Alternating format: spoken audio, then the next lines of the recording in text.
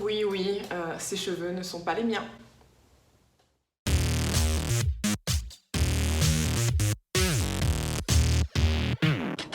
Hello, hello les fascistes, j'espère que vous allez bien. Aujourd'hui, on se retrouve pour un tout nouveau type de vidéo. Donc, je vais vous le dire tout de suite, c'est une vidéo que j'ai vue sur la chaîne d'Enjoy Phoenix. Et il me semble que je l'avais déjà vue sur la chaîne de quelqu'un d'autre, mais impossible de me rappeler qui. Et j'avais trop envie de la faire parce que on entend souvent sur les réseaux: ah mais t'es trop belle, ah mais t'es parfaite, ah mais ceci, cela, etc.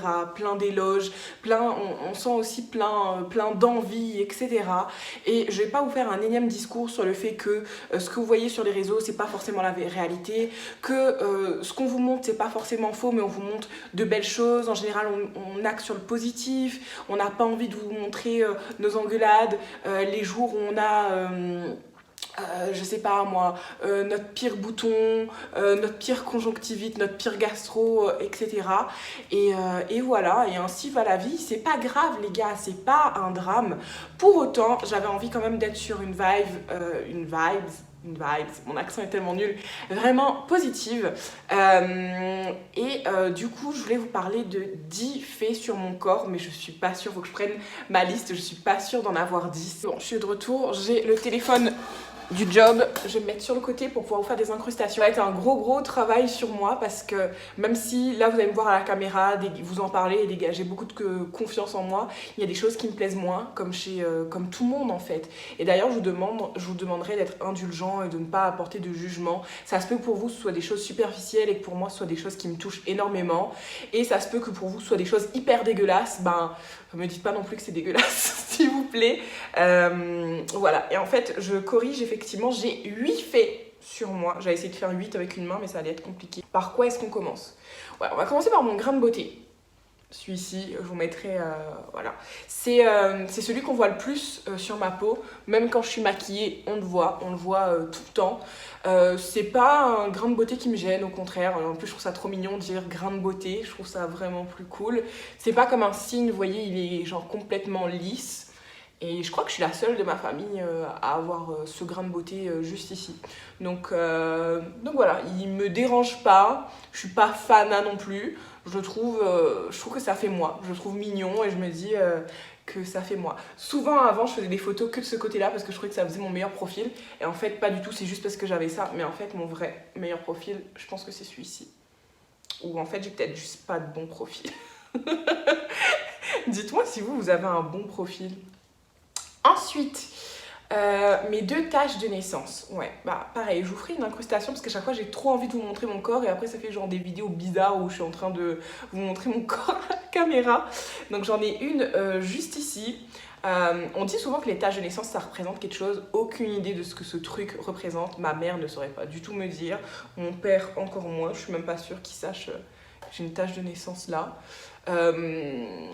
Elle ne me dérange pas non plus, elle vit sa vie la plupart du temps, je l'oublie, je la vois sur des photos, sur des vidéos.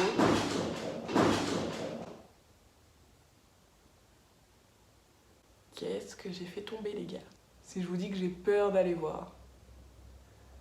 Je vais continuer cette vidéo, on ira voir, j'irai voir après. J'appellerai Monsieur Doudou pour aller voir avec lui, pour pas être toute seule. Bon, essayons de se concentrer. Donc, aucune idée de ce que ça veut dire ou quoi que ce soit. Et j'en ai une autre derrière l'oreille. Mais du coup, maintenant que je vous dis ça, j'hésite. Je sais plus si c'est une tache de naissance que j'ai derrière l'oreille ou si j'ai un grain de beauté derrière l'oreille. Je sais plus. Je sais même plus si c'est une tache ou un grain de naissance. C'est n'importe quoi. Cette vidéo, c'est n'importe quoi. Ensuite, ma cicatrice sur le menton. Ouais, j'ai une cicatrice là et de toute façon, même si j'essaierai de vous la montrer avec le maquillage, etc., je pense que vous la verriez pas. C'est lié à une de mes nombreuses chutes. Je pourrais pas vous dire laquelle. D'ailleurs, je me demande si je vais pas tourner ça d'affilée. La vidéo, genre sur tous mes accidents qui m'est arrivé depuis jeune, depuis petite. Et ouais, j'ai une cicatrice là qui est pas super belle, mais bon, qui se voit pas plus que ça. Et puis je me dis que ça fait partie de mon vécu, ça fait partie de mon côté hyper, quand j'étais jeune, genre garçon manqué, même si j'aime pas trop cette expression. Et casse-cou, surtout très casse-cou. Franchement, je pense que longtemps, dans ma tête, j'étais un garçon. Ou je sais pas, enfin non, j'étais juste une fille qui aimait des trucs dits de garçon. Mais en fait... J'aime pas qu'on genre des activités, genre tu peux bien faire ce que tu veux de ta vie à partir du moment où ça te fait plaisir. Bref, ceci est un autre débat. Ensuite, ouais, donc là je vais vous parler en fait de certainement ce qui est genre mon plus gros complexe. Et voilà. Je sais pas par où commencer, même si c'est une chose qui se voit comme le nez au milieu de la figure. Eh ben, c'est pas mon nez, ce sont mes dents. Donc là c'est cool, j'ai un bel éclairage, une belle lumière. Vous voyez si je fais une photo, ça va, ça va. Je sais aussi, je fais souvent des photos comme ça. Donc voilà, je sais comment les mettre en valeur, mais quand on se rapproche, ouais, c'est moyen, hein. C'est très très très moyen.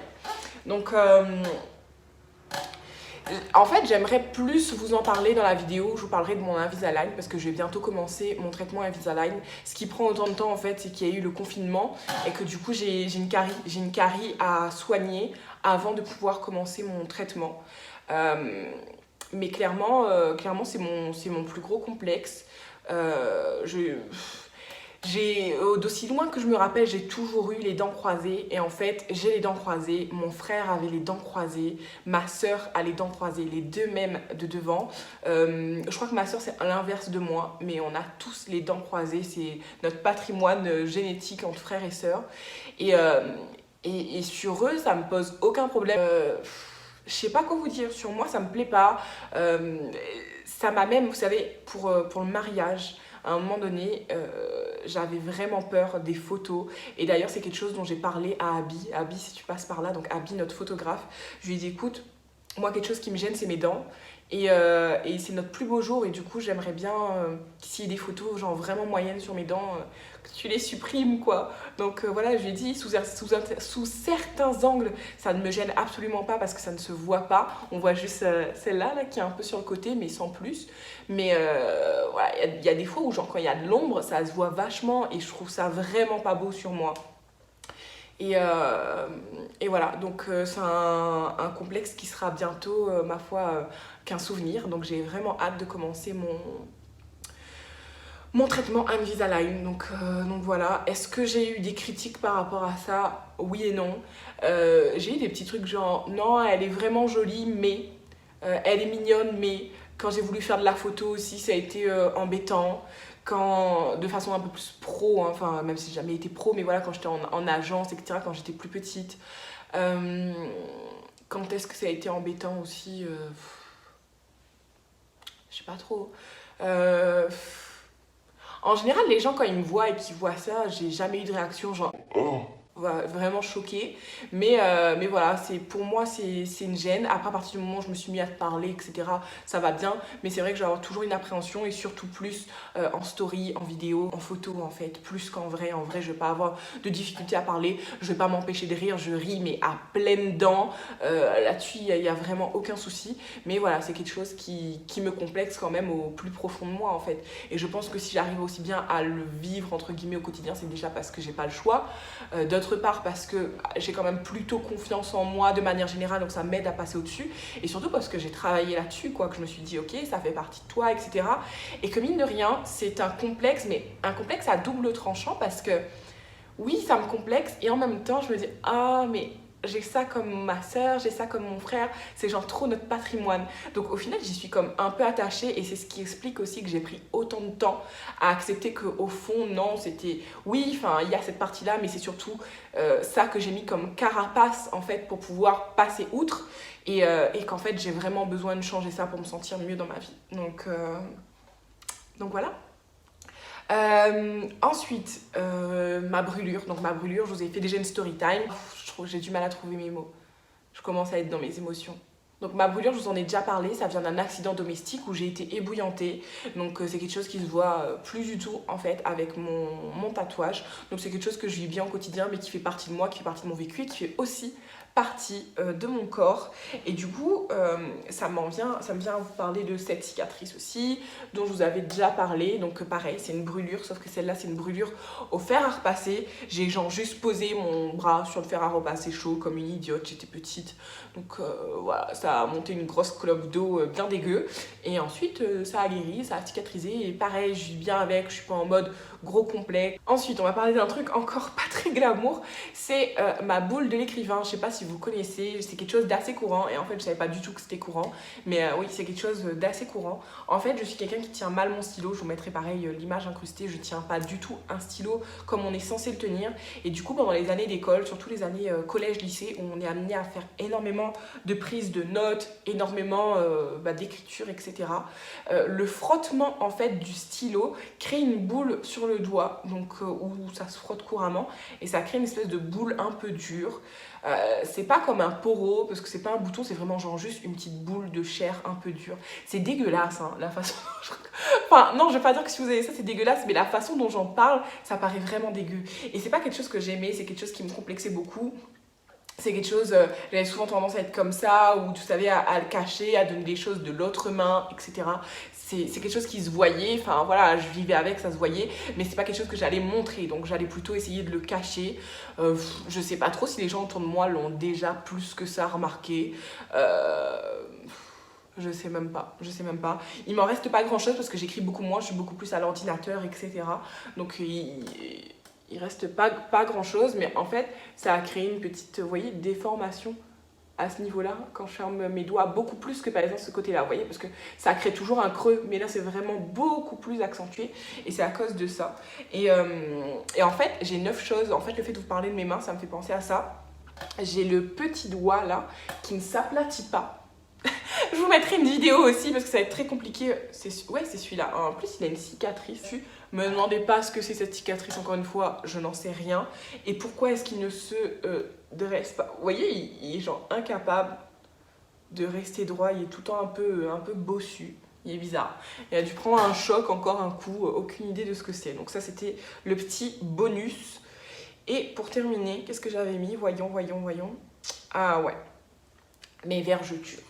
Donc en fait, comme énormément de filles, j'ai même de garçons, parce que les garçons peuvent avoir les vergetures, attention, les garçons ont très peu de cellulite, il me semble, mais ou pas du tout de cellulite, mais par contre, ils ont des vergetures. Donc les vergetures, c'est lié de façon générale à une distension de la peau, et voilà, la peau craquelle. Donc moi, j'ai eu un pic de croissance, j'ai pas eu...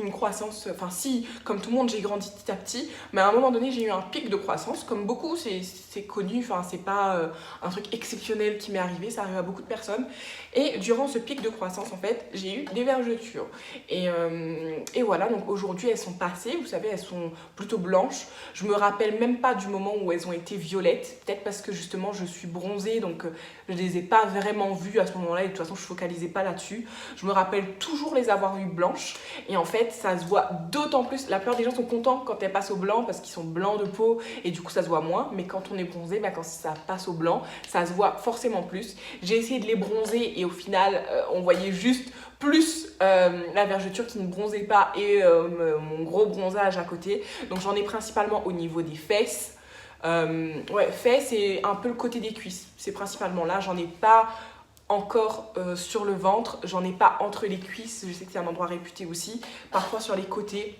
j'en ai pas, j'en ai vraiment sur les fesses et le côté des fesses, le début des cuisses, des hanches un peu là, non peut-être pas des hanches, des fesses. Donc voilà, c'est quelque chose qui m'a longtemps complexé, et c'est quelque chose qui me complexe plus depuis plusieurs années. C'est pas quelque chose que j'aime chez moi, mais c'est pas quelque chose qui me met mal à l'aise, ok? Je peux très bien mettre un maillot de bain, tanga, un string ou quoi que ce soit, il n'y a pas de souci. Après, pareil, comme la plupart de mes complexes, en fait, c'est jamais quelque chose qui m'a empêché quand même de me montrer, qui m'a empêché, voilà, je me suis toujours dit, ok, je l'ai pas pris comme une fatalité, mais je me suis dit, ça fait partie de moi, c'est comme ça, c'est toi, Letty, et voilà. J'ai beau essayer ensuite de mettre des crèmes ou quoi que ce soit, c'était de toute façon trop tard, dans tous les cas, vous savez que les vergetures, ça s'estompe avec le temps, mais surtout les vergetures ça se prévient, et que de toute façon si vous avez une peau qui réagit très mal aux distensions, etc., vous aurez beau mettre le nombre de crèmes que vous voulez, vous allez effectivement minimiser les dégâts, vous allez vraiment les réduire. mais vous n'allez pas pouvoir complètement éradiquer ce problème. C'est une question de génétique. Donc voilà. Toutefois, je vous invite quand même à vous hydrater la peau, hein. C'est essentiel de l'hydrater, de prendre soin, de mettre des crèmes, etc.